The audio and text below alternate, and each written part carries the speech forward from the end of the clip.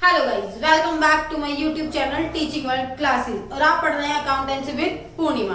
आज हम कर रहे हैं cash flow statement. Cash flow statement को हमने प्रीवियस 2 पार्ट्स में स्टार्ट किया था, तो आपने अगर वो वीडियोस नहीं देखी हैं तो फर्स्ट ऑफ ऑल पहले आप मेरे चैनल पर जाकर वो वीडियोस को वॉच कीजिए, देन ये थर्ड पार्ट उसको देखिएगा। ठीक है, फर्स्ट पार्ट में जिसमें हमने मीनिंग क्लियर किया था, इनफ्लोज एंड आउटफ्लोज क्लियर किए थे, देन उसके बाद हमने एक्टिविटीज को डिस्कस किया था। सेकेंड पार्ट में हमने activities cash flow from operating activity उसको कंप्यूट करना सीखा था, जिसमें वो कुछ रिमेनिंग पार्ट हमारा रह गया था, तो उसको आज हम कवर करने वाले हैं। ठीक है, तो cash flow from operating activity करते हैं पहले हम। Cash flow from operating activity. Cash flow from operating activity को हमने थोड़ा सा कंप्यूट करना सीखा था सेकंड जो वीडियो है हमारी उसमें। अब उसके आगे लास्ट पार्ट देखते हैं, जो लास्ट स्टेप होता है हमारा, जिसको हमने 3 स्टेप में कन्वर्ट किया था। फर्स्ट स्टेप और सेकंड स्टेप हमने सेकंड वीडियो में कवर किया है, तो आप उसको जाकर वॉच कर सकते हैं। देन आज लास्ट स्टेप कर रहे हैं, देन इसका एक क्वेश्चन करते हैं, ऑपरेटिंग एक्टिविटी किस तरीके से कंप्यूट होता है। ठीक है, तो वहां पर हमने सीखा था, जो हमारा स्टेप थर्ड स्टार्ट हो रहा है, step third, operating profit before working capital change.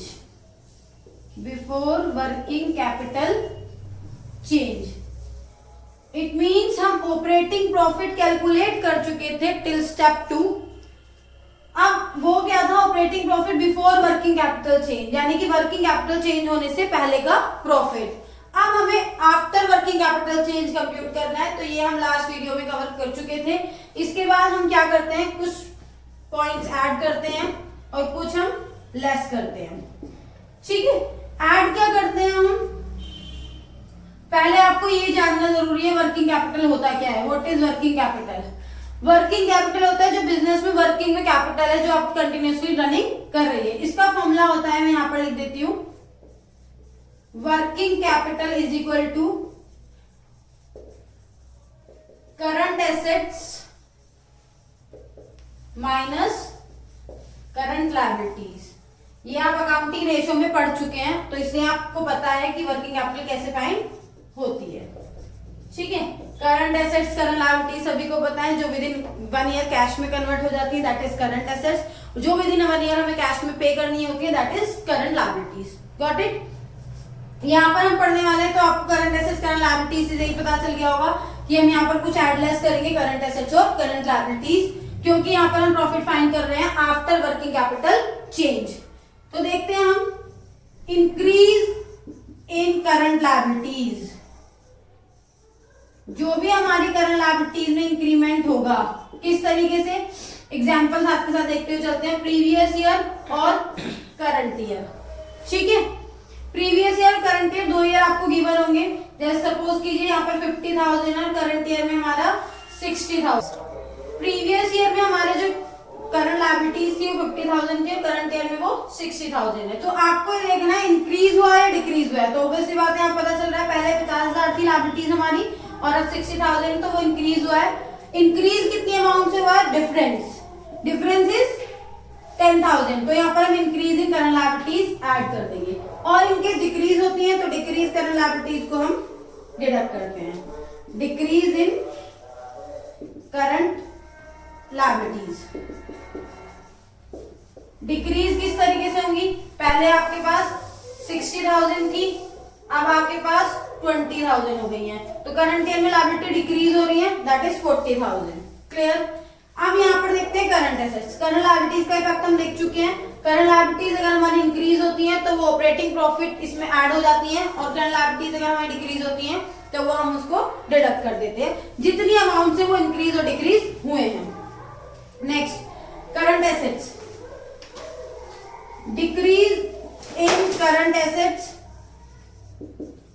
Decrease in current assets आप ऐड करेंगे अगर आपकी करंट एसेट्स में डिक्रीज हो रही है, और इंक्रीज होती है करंट एसेट्स, तो इंक्रीज इन करंट एसेट्स उनको आप डिडक्ट करते हैं वर्किंग कैपिटल चेंज फाइंड करने के लिए। चेंज आपको पता ही है कैसे निकालेंगे, इंक्रीज डिक्रीज। यहाँ पर प्रीवियस ईयर से आप कंपेयर करेंगे करंट ईयर को, ठीक है। तो आपका फाइंड हो जाएगा operating profit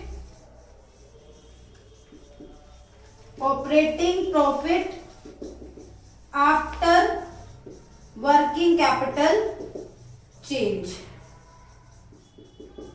working capital change. जब आपको ऑपरेटिंग प्रॉफिट मिल जाएगा वर्किंग कैपिटल चेंज, तो इसमें लास्ट स्टेप हम करते हैं। Last step is less tax paid. जितना आपने टैक्स पेड किया है गवर्नमेंट को, वो आप टैक्स पेड माइनस कर देंगे। डिडक्ट करने के बाद आपको मिल जाएगा आपका कैश फ्लो या कैश यूज। अगर आपका आंसर ये तीनों स्टेप 1, स्टेप 2 और स्टेप 3, तीनों स्टेप करने के बाद आपका जो लास्ट में आंसर आता है, अगर वो प्लस में है,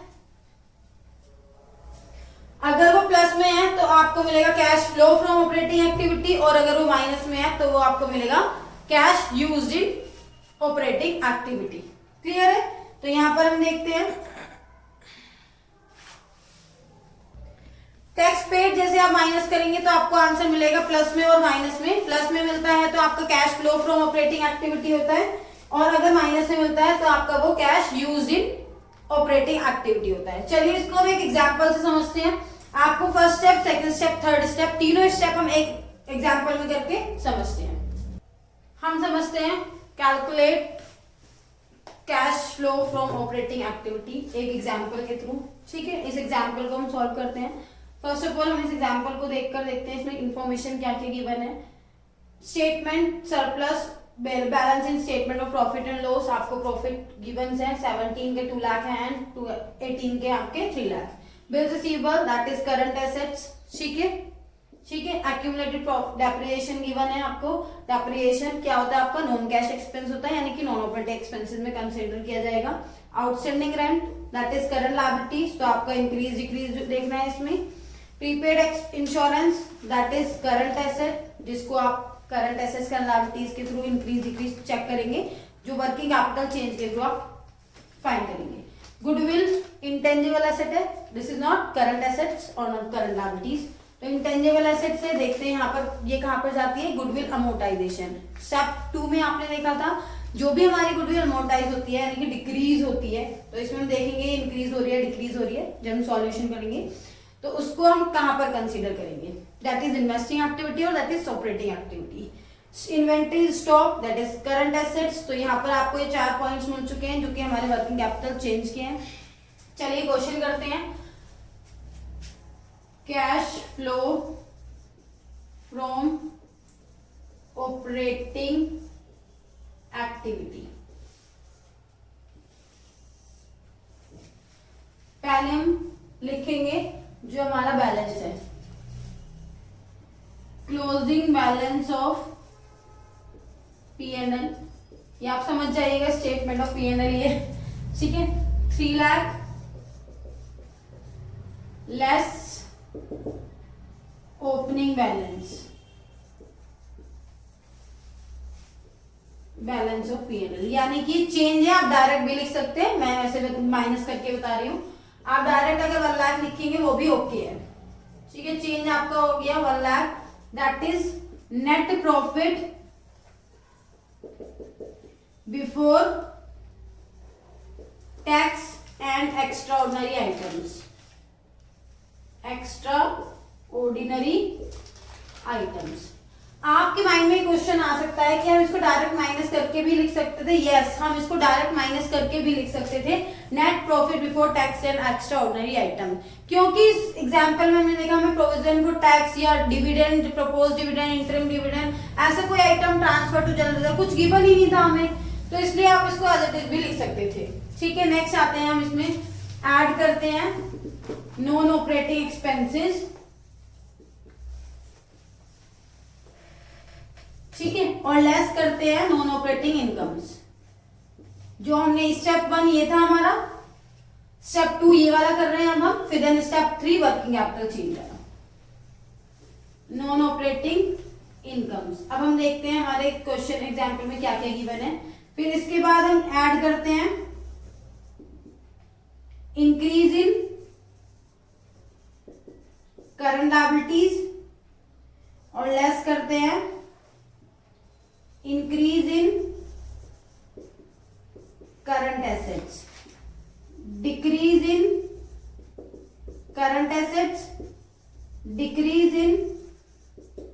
करंट लायबिलिटीज। ठीक है, चलिए ये हम कर चुके हैं। Surplus balance in statement of profit and loss 3 lakh minus 2 lakh, 1 lakh हमारे पास प्रॉफिट है। बिल रिसीवेबल करंट एसेट्स देखते हैं, हमारी पहले हमारी 1,40,000 थी और अब हमारी 1,80,000 यानी कि 40,000 से इंक्रीज हो रही है, बिल रिसीवेबल हमारे। ठीक है, हाउ मच अमाउंट 40,000 से इंक्रीज हो रहे हैं हमारी अमाउंट। ठीक, स्टेप वाइज करेंगे, ये भी हम कर चुके हैं, ये भी कर चुके हैं। देन एक्यूमुलेटेड अप्रिसिएशन 3 लाख से 3,20,000 हो गया यानी कि 20,000 से इंक्रीज हुआ है, that is non operating expense. यहां पर हम लिखेंगे डेप्रिसिएशन, जितना भी चेंज हुआ है दैट इज 20,000। ठीक है, ये भी कर दिया। लाइन वाइज कीजिए, कोई भी आइटम आपका छूटना नहीं चाहिए कि आप ट्रांजैक्शन करता रिकॉर्ड करना भूल गए, वो रह गया, आप उसको भूल गए, तो आप लाइन वाइज करते जाइए। जहां पर पोस्टिंग होनी है आप उसको पहले पोस्ट कर लीजिए, दैट उससे क्या होगा, आपको कोई भी आइटम ना ही रह जाएगा, क्वेश्चन भी इजीली आप सॉल्व कर पाएंगे। आउटस्टैंडिंग रेंट यानी कि करंट लायबिलिटीज 16,000 और 40,000। अब आप यहाँ पर देख सकते हैं इंक्रीज हो रहा है 24,000 से, यानी कि करंट लायबिलिटीज हमारी 24,000 से इंक्रीज हो रही है, दैट इज आउटस्टैंडिंग रेंट। ठीक है, next prepaid insurance current assets 14,000 से आपकी क्या हो गई है 12,000। हिसाब पता चल रहा है डिक्रीज हो रही है, प्रीवियस ईयर में ज्यादा थी, करंट ईयर में कम है। 2,000 से करंट एसेट्स हमारी डिक्रीज हो रही है। प्रीपेड इंश्योरेंस कितना है अमाउंट 2,000 से डिक्रीज हो रहे थे।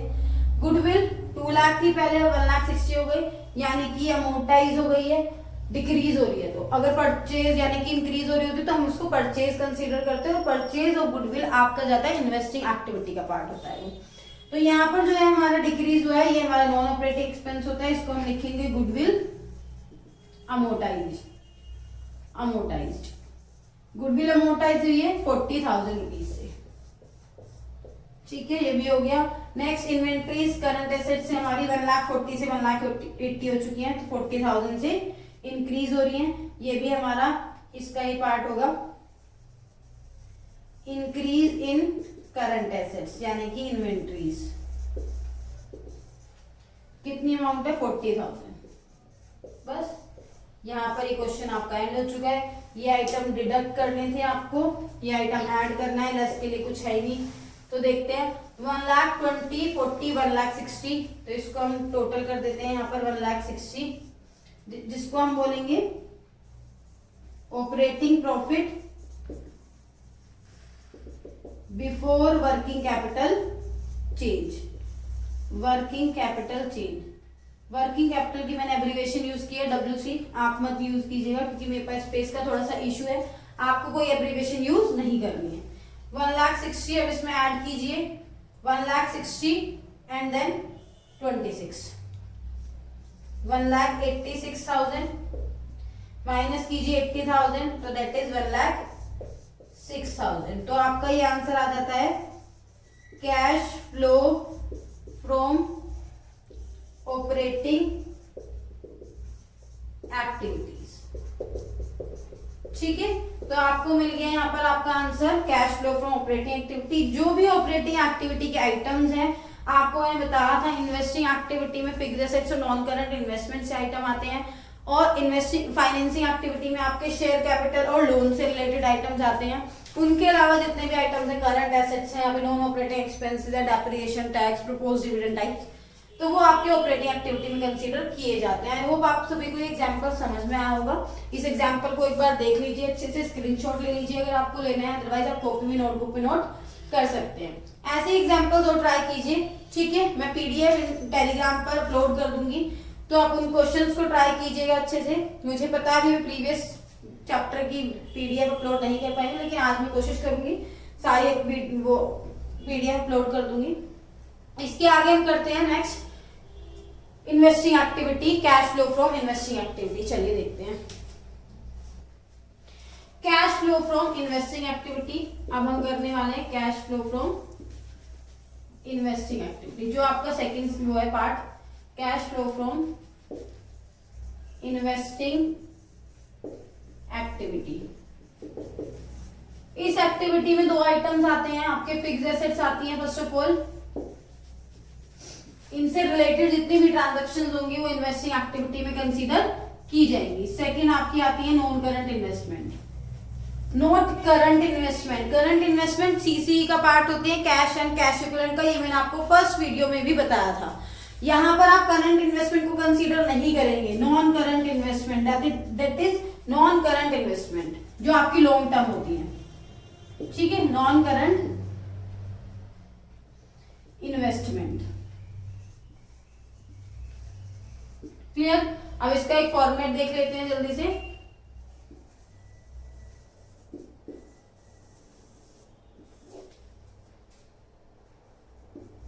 परचेज ऑफ फिक्स्ड एसेट्स, आपने कोई फिक्स्ड एसेट्स परचेज की, ठीक है, या फिर कोई आपने नॉन करंट इन्वेस्टमेंट परचेज की है, नॉन करंट इन्वेस्टमेंट, ठीक है, तो वो इसी का पार्ट होगा। और परचेज कर रहे हैं, परचेज कर रहे हैं तो कैश का आउटफ्लो हो रहा होगा।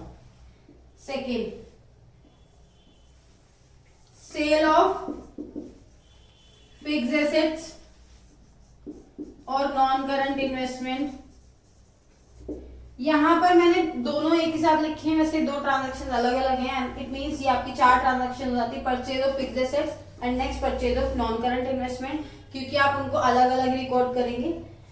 सेल ऑफ फिक्स्ड एसेट्स, कोई भी फिक्स्ड एसेट है, मशीनरी, प्लांट, लैंड, मशीनरी जो भी है, और नॉन करंट इन्वेस्टमेंट, वो भी आपने अगर सेल किए हैं तो वो भी आपकी इन्वेस्टिंग एक्टिविटी का पार्ट होंगी। और यहाँ पर आप सेल कर रहे हैं तो दैट इज इनफ्लो, आपका वो इनफ्लो है तो इनफ्लो प्लस का पार्ट होता है, और परचेज आउटफ्लो जो है वो माइनस का पार्ट होता है। कोई भी आप रेंट रिसीव करते हैं, रेंट रिसीव किया है, इनकम है आपकी, डिविडेंड रिसीव किया है आपने, रेंट रिसीव आपकी बिल्डिंग थी जो भी था, ठीक है, उसका आप रेंट रिसीव कर रहे थे, दैट इज इनकम, इनकम है आपकी और इन्हीं एसेट से रिलेटेड है, तो आपको इसी इन्वेस्टिंग एक्टिविटी में रिकॉर्ड करेंगे। रिसीव्ड वर्ड लिखा है तो ऑब्वियसली बात है इनफ्लो है आपका, डिविडेंड रिसीव्ड इनफ्लो है आपके लिए, इंटरेस्ट ऑन इन्वेस्टमेंट, इन्वेस्टमेंट पर आपको इंटरेस्ट रिसीव्ड होता है, ये सभी को पता है, इंटरेस्ट ऑन इन्वेस्टमेंट रिसीव्ड, कोई भी चीज आप रिसीव कर रहे हैं दैट इज इनफ्लो, इन सबको करेंगे, ठीक है, आपको आंसर आपका मिल जाएगा। आपका आंसर प्लस में हो सकता है या माइनस में हो सकता है, प्लस में होता है तो आप लिखते हैं cash flow from investing activity,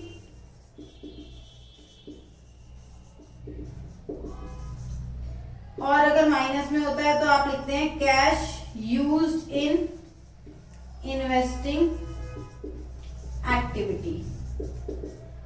it means आपने जो माइनस में है तो कैश यूज किया है उस एक्टिविटी में, और अगर प्लस में है तो उसमें फ्लो हो रहा है, आपको पैसे मिल रहे हैं, आ रहे हैं आपके पास पैसे। तो ये आपका होता है एक pattern, cash flow from investing activity का। परचेज किया फिक्स्ड एसेट्स, इन्वेस्टमेंट परचेज किया है, आउटफ्लो है आपका, सेल कर रहे हैं आपका, इसी एक्टिविटी में कंसीडर किया जाएगा। कोई भी रेंट रिसीव कर रहे हैं, डिविडेंड रिसीव कर रहे हैं, इनकम इंटरेस्ट रिसीव कर रहे हैं, तो वो भी आपका इन्वेस्टिंग एक्टिविटी का पार्ट होगा। इस एक्टिविटी को करने के लिए बेसिकली आपको अकाउंट बहुत जरूरी है बनाना, क्योंकि जो भी आपकी परचेज सेल या सेल करते टाइम प्रॉफिट लॉस जो भी होते हैं वो आपको फाइंड करना होता है आपका एक अकाउंट से, एसेट्स की अकाउंट से। एसेट्स अकाउंट आपने 11th में पढ़ा था, डेप्रिसिएशन एक चैप्टर पढ़ा था, आपको याद होगा 13 या 14 चैप्टर था आपका 11th क्लास में, तो उसमें हमने एसेट्स के अकाउंट बनाने सीखे थे। अभी हम वो बनाना सीख रहे हैं एसेट अकाउंट, क्योंकि बिना एसेट अकाउंट बनाए आप ये एक्टिविटी नहीं कर सकते। करने की कोशिश करेंगे तो हो सकता है 1-2 क्वेश्चन में आपका आंसर करेक्ट हो भी जाए, तुक्का टाइप्स लग के, ठीक है, लेकिन मोस्ट ऑफ द क्वेश्चंस में आपका आंसर जो फाइंड होगा वो आपका अकाउंट बनाकर ही सॉल्व होगा। तो हम अकाउंट देख लेते हैं किस तरीके से अकाउंट बनेगा। अकाउंट सीखते हैं, उसके बाद एग्जाम्पल करते हैं। अकाउंट बनाते हैं हम, अकाउंट किस तरीके से बनाएंगे, जो भी एसेट्स के अकाउंट बनाते हैं, कौन कौन से अकाउंट्स जरूरी हैं इस एक्टिविटी में बनाने के लिए। तो फर्स्ट किस चीज का अकाउंट बनाएंगे आप, एसेट अकाउंट। वो एसेट आपकी प्लांट, मशीनरी, लैंड, बिल्डिंग कुछ भी हो सकती है, जिसका भी आप अकाउंट बना रहे हैं, ठीक है।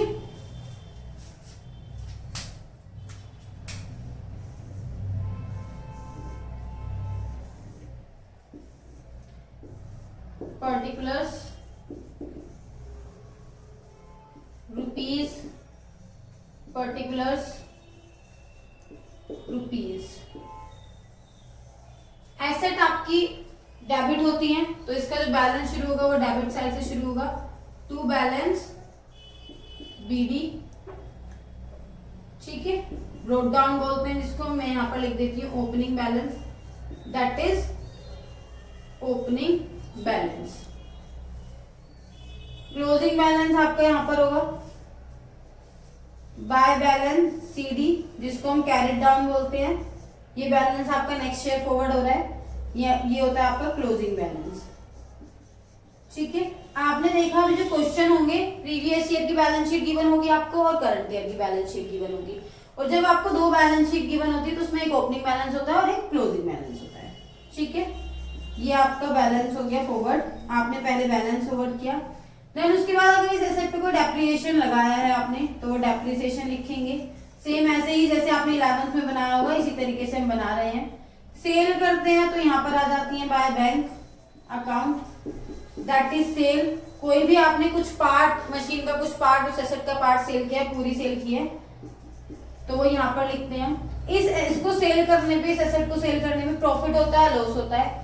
इन केस अगर आपका लॉस हुआ है तो आप यहाँ पर ही फॉरवर्ड करेंगे loss on sale of asset, उस एसेट को सेल करने पर आपका जो लॉस हुआ है। इन केस गेन होता है, गेन मीन्स प्रॉफिट, तो आप यहां पर लिखेंगे to gain on sale of asset, ठीक है। अब आपके माइंड में क्वेश्चन आएगा, दोनों साइड, बोथ साइड इक्वल होती है, ठीक है। जब बोथ साइड इक्वल होती है तो डिफरेंस फाइंड करेंगे, इस साइड को ऐड करेंगे, इसको माइनस करेंगे, तो यहाँ पर जो बैलेंस आएगा दैट इज परचेज, वो आप लिखेंगे यहाँ पर परचेज। और आपको अच्छे से पता है, ठीक है। तो यहाँ पर अगर कुछ आपकी परचेजेस आती हैं तो वो आप परचेजेस फाइंड कर लेते हैं। तो ये पोस्टिंग आती है, इन्वेस्टिंग एक्टिविटी है, purchase of asset and sale of asset, ठीक है। तो ये हमने पढ़ा अकाउंट, इसके एक दो अकाउंट और हैं वो हम नेक्स्ट वीडियो में कवर करेंगे, ठीक है। आज के लिए आप इतना ही समझिए। जो भी अगर आपको डाउट है तो आप कमेंट बॉक्स में मुझे मैसेज करके पूछ सकते हैं। लास्ट वीडियो कल करेंगे हम इसको खत्म, तो अच्छे से आप इस वीडियो को वॉच कीजिए, मेरे प्रीवियस वीडियोस देखिए। अगर आपको ये वीडियो पसंद आई हो तो लाइक कीजिए, शेयर कीजिए और सब्सक्राइब कीजिए। Thank you.